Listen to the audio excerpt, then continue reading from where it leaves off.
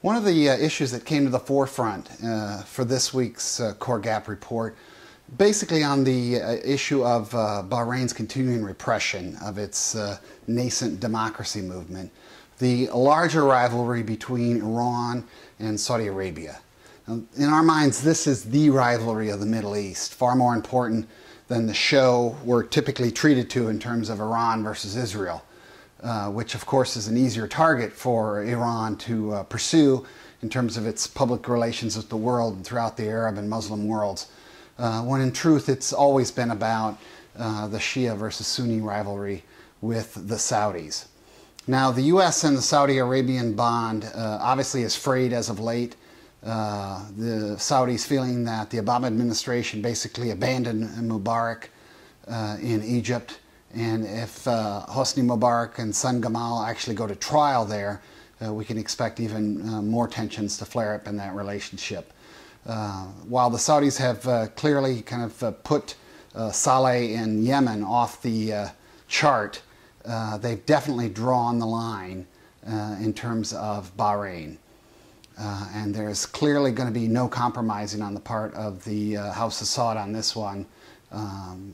Facilitating, bankrolling, basically a brutal crackdown in that small kingdom, which has extended itself into the middle class ranks as of the last couple of weeks, which is a highly negative sign because these are the people that should be most amenable to participating in a larger democracy project over time. So clearly a retrenchment on the part of the Saudis when the government of Bahrain cites a Hezbollah plot to destabilize the kingdom. Clearly, you're seeing Riyadh play the anti-Iranian card. There is a wild card in this process now in the form of Egypt post-Mubarak. Word is that negotiations are underway, informal talks leading to possibly a normalization of relations between these two great powers in the region that have been at odds since the Iranian Revolution. And then we also can't forget Turkey with its whirlwind diplomacy throughout the region. Obviously it's been a key player in terms of reaching out to Iran the last couple of years.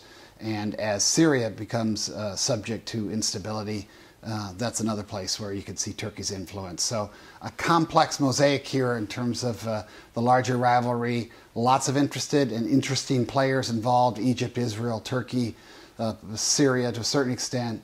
The opportunity is really, as the Saudis have argued for quite some time, getting the Palestinian-Israeli question off the agenda.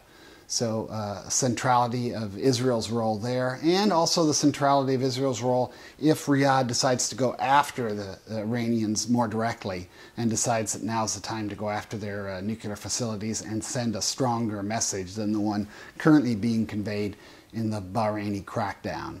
So Israel as a surprising key, and Turkey as potentially a strong intermediary because of the past relationship, very strong with Israel, not so strong now, continuing ability to talk to Syria and Iran, key players in the process, and the potential for Turkey to act as an intermediary on behalf of the United States, which is obviously very concerned, trying to balance its interests in terms of the Fifth Fleet headquarters in Bahrain, its enduring relationship with the Saudis, its desire to mobilize and continue to mobilize an anti-Iranian front, but also the desire to make sure that the region doesn't slip into a wider war.